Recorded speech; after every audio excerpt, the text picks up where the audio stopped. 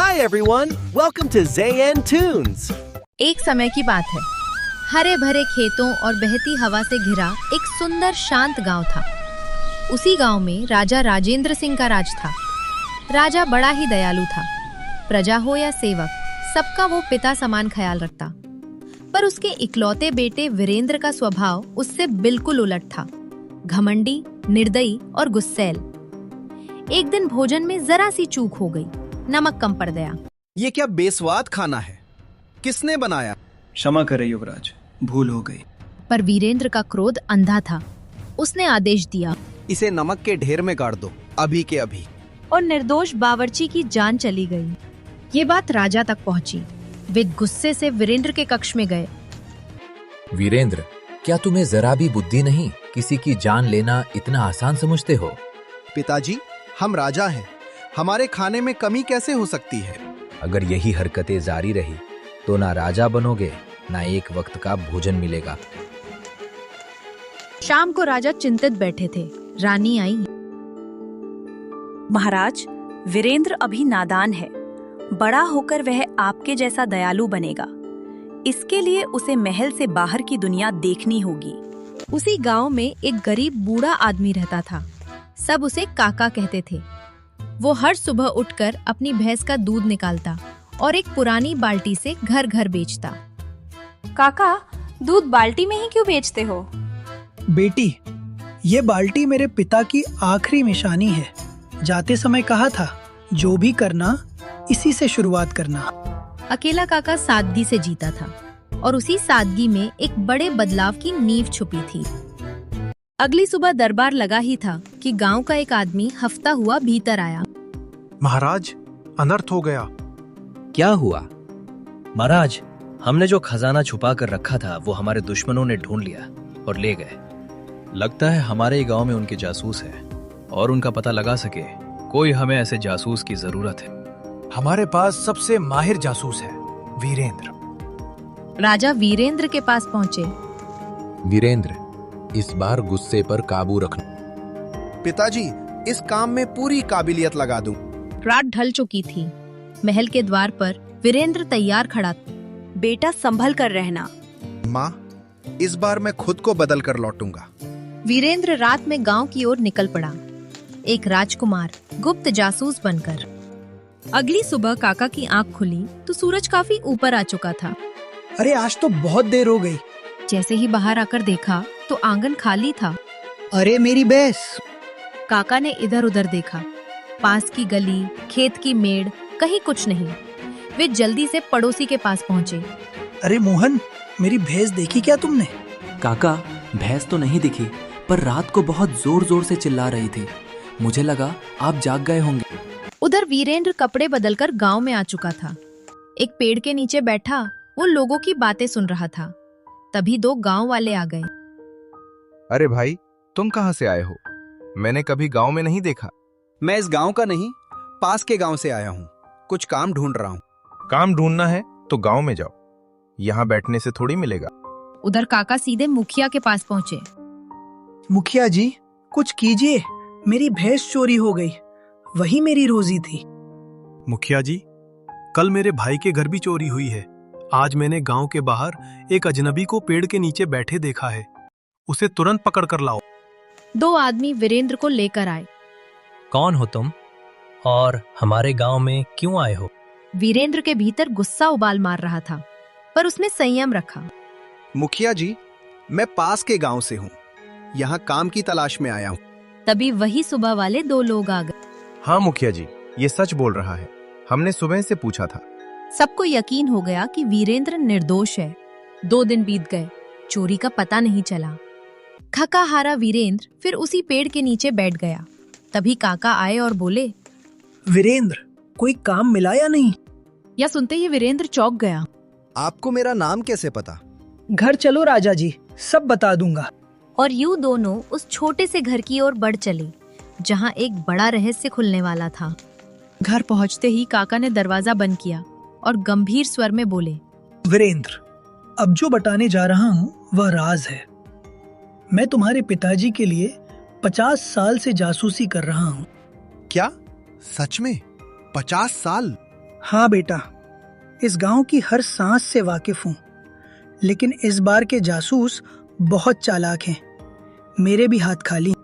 वीरेंद्र कुछ पल सोचकर बोला, काका, फिर हमें ऐसा करना होगा कि जासूस खुद चलकर हमारे पास आए। तुम आए हो, अब इन्हें हम पकड़ ही लेंगे। पर अब चलो खाना खाते हैं। मैंने चिकन करी और चावल बनाए हैं। चिकन करी का नाम सुनते ही वीरेंद्र के मुंह में पानी आ गया। दोनों जमीन पर बैठकर खाने लगे। काका, ये करी तो कमाल की है। मांस इतना मुलायम और मसाला ऐसा कि मजा आ गया। आप दूध बेचना छोड़ दीजिए, चिकन करी का ठेला लगाइए। काका का हाथ थम गया, आंखों में चमक आ गई। अरे ये तो अच्छा सुझाव है। इससे मुझे एक तरकीब सूझी। कैसी तरकीब? हम गांव में चिकन करी का ठेला लगाएंगे। अनलिमिटेड चिकन करी, और वो भी बहुत कम दाम में। खबर फैल जाएगी। बिल्कुल। जासूस अक्सर छिप कर रहते हैं, कई दिन भूखे रहते हैं ताकि बाहर ना आना पड़े। ऐसी खबर सुनेगा तो कोई ना कोई बाहर जरूर निकलेगा। लेकिन काका, हम पहचानेंगे कैसे? बेटा, 50 साल का अनुभव ऐसे ही थोड़ी है। आंखें, चाल, सवाल सब कुछ बता देता है। तो फिर तय रहा, कल से चिकन करी का ठेला। दोनों हंसते हुए खाने लगे और उसी सादे से घर में एक ऐसी योजना पक चुकी थी जो दुश्मनों को खुद बेनकाब करने वाली थी। अगली रात चुपचाप उतर आई थी। चांदनी में काका और वीरेंद्र ठेले की आखिरी तैयारी कर रहे थे। कढ़ाई से मसालों की खुशबू उठ रही थी। काका, ठेले का नाम क्या रखेंगे? काका कुछ पल सोचते रहे। तभी उनकी नजर कोने में रखी पुरानी बाल्टी पर पड़ी। ठेले का नाम होगा बकेट चिकन करी। काका, बकेट में क्यों चिकन देंगे हम? बेटा, मैंने जो भी काम शुरू किया है इसी बाल्टी से किया है, और करी भी इसी में देंगे। अलग दिखेगा। दोनों गांव के बीच वाली जगह पहुंचे और ठेला लगा दिया। ठेला लगते ही कुछ गांव वाले आ गए। अरे काका, दूध छोड़ के चिकन करी, और ये क्या, चिकन करी बाल्टी में? अब से चिकन करी ही बेचूंगा। और सुनो, ये करी अनलिमिटेड है। क्या अनलिमिटेड? हाँ, और सिर्फ 80 रुपए में। तो फिर देर किस बात की, जल्दी से 2 बकेट लगाओ। काका ने बाल्टी में भर भर कर चिकन करी दी, साथ में चावल, प्याज और नींबू। लोग खाते ही बोले, काका, इतनी स्वादिष्ट करी और इतने कम दाम में? अब तो पूरे गांव में हंगामा मच जाएगा। दिन भर में पूरा गांव आ गया, पर कोई भी अजीब हरकत करता ना दिखा। काका, आज तो कोई संदिग्ध नहीं दिखा। बेटा, आज खबर फैली है। कल कोई ना कोई अपने बिल से बाहर जरूर निकलेगा। ठेले की आग धीमी हो रही थी, पर खेल अब शुरू होने वाला था। अगली सुबह काका ने वीरेंद्र से कहा, वीरेंद्र बेटा, तुम जाकर ठेला शुरू करो, मैं थोड़ी देर में आता हूँ। वीरेंद्र ने सिर हिलाया और उसी जगह जाकर बकेट चिकन करी का ठेला सजा दिया। कढ़ाई चढ़ी, खुशबू फैली और लोग जुटने लगे। कुछ ही देर बाद काका पीछे से आ पहुंचे। मुझे एक आदमी पर शक हो रहा है। कौन? क्या तुमने उसे पहले देखा है? हाँ, हमारे घर के बगल वाले घर में पीले रंग का कुर्ता पहने था और बहुत सारा चिकन लेकर दिया। वो तो मोहन है। मोहन और जासूस, वो भी मेरे घर के पास रहकर। चलो, उसके घर चलकर छानबीन करते हैं। दोनों मोहन के घर पहुंचे। अंदर सब सामान्य था, कोई गुप्त सामान नहीं। वे बाहर आकर छिप गए। शाम ढलने लगी, तभी मोहन आता दिखा। काका और वीरेंद्र अचानक सामने आ गए। मोहन घबरा गया। अरे काका, क्या हुआ? ऐसे क्यों देख रहे हो? मोहन, तुम तो नॉनवेज खाते ही नहीं थे, है ना?